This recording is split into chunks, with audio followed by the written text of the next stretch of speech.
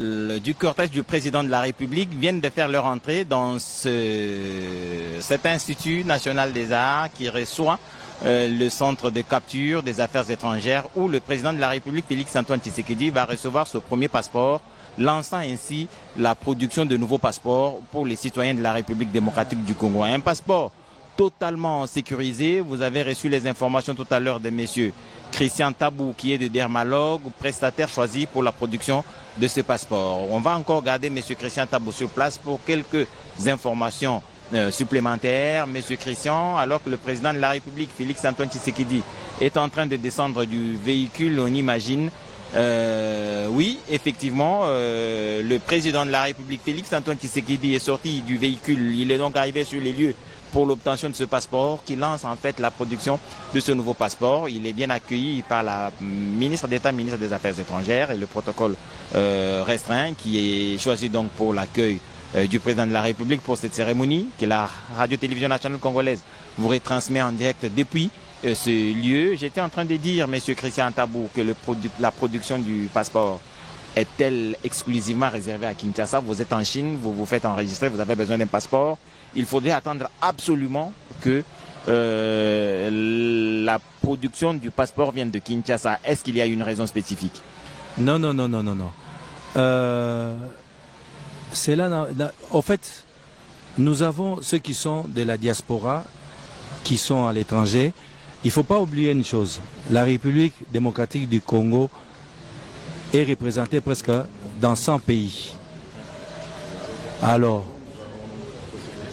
vous avez les ambassades, généralement ceux qui sont...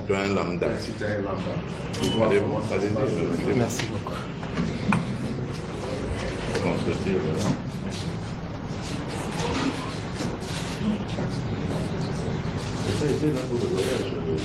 Recevoir forcément les informations de la ministre d'État, ministre des Affaires étrangères, Thérèse Kaikomba Wagner, et le personnel commis à cette tâche et a le privilège de recevoir le président de la République. En tout cas, tout le monde à leur place serait très content. Et vous voyez les sourires sur la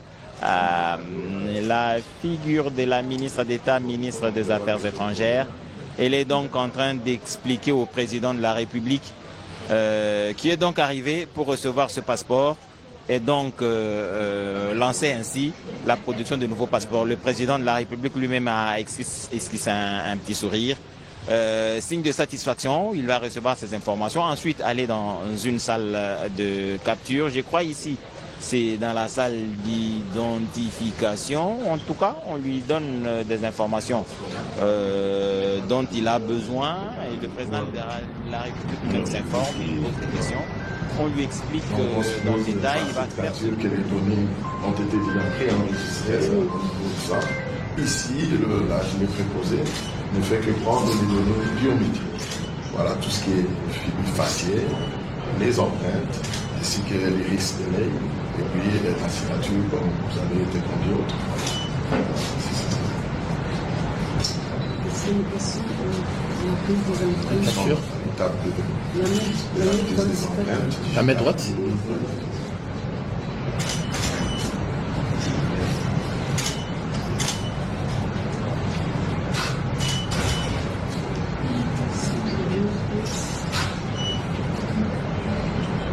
C'est bon. La main gauche. La main gauche d'être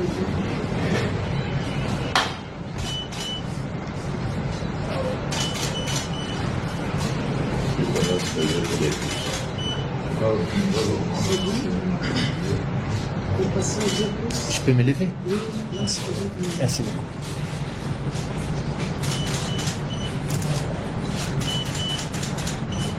C'est bon.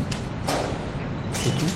L'étape suivante, nous passons à la signature. On va signer la Donc c'est ici, donc c'est un centre. Un centre officiel. On en a aménagé deux compartiments. C'est tout?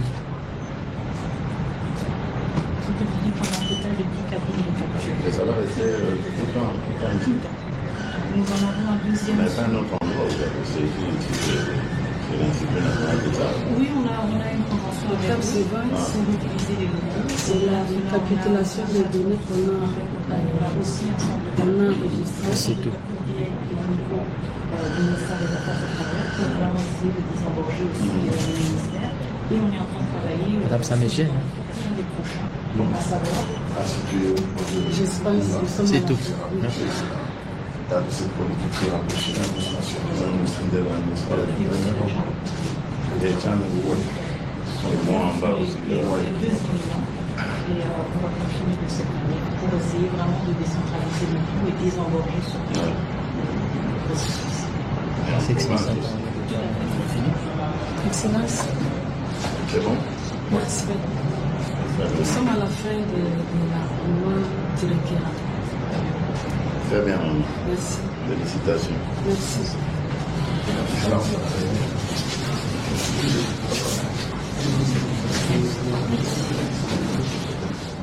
Ce nouveau passeport,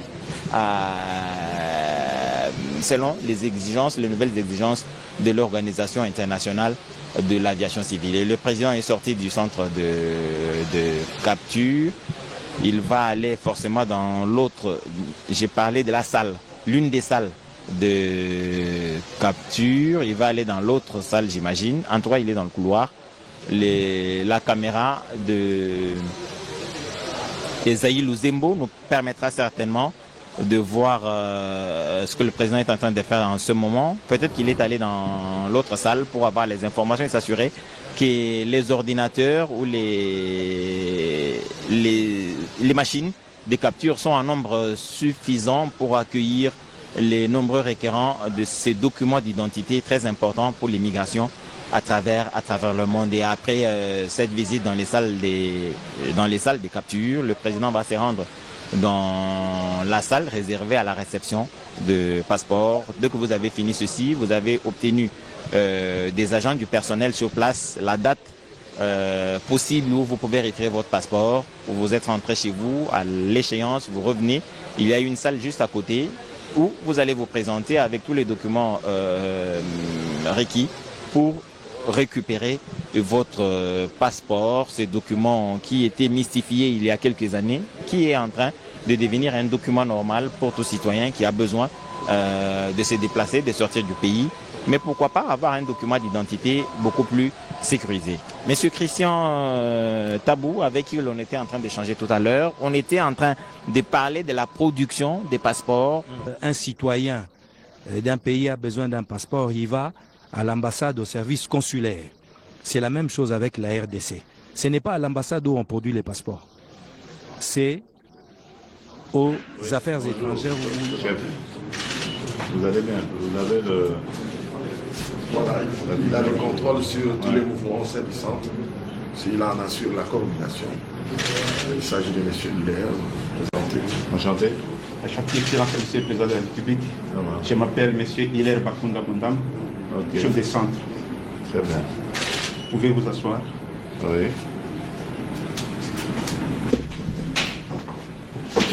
Merci. Excellence, nous avons l'honneur de vous recevoir aujourd'hui dans notre bureau à l'occasion des remises officielles de votre passeport biométrique. Avant de vous remettre les passeports, je me fais le devoir de vous expliquer les biais fondés de ces passeports en ce qui concerne la sécurité. Excellence, ce nouveau passeport biométrique contient des données invisibles. Très bien. Ces données invisibles à l'œil nu, mais avec une lumière noire, vous pouvez voir ça. Vous voyez l'emblème de la RDC. Oui. Et il y a le filigrane qui est ici, qui n'est pas visible à l'œil nu. C'est ça. Mais avec cette lumière noire, vous voyez, il y a le filigrane. Les grandes qui se voient. Voilà. Et ce passeport est accompagné par Emmanuel. Ok. Et voilà. Excellence, au nom de son Excellence, Madame la ministre d'État, ministre des Affaires étrangères, je vous remets ces nouveaux passeports biométriques. Merci beaucoup, monsieur. Merci. Merci.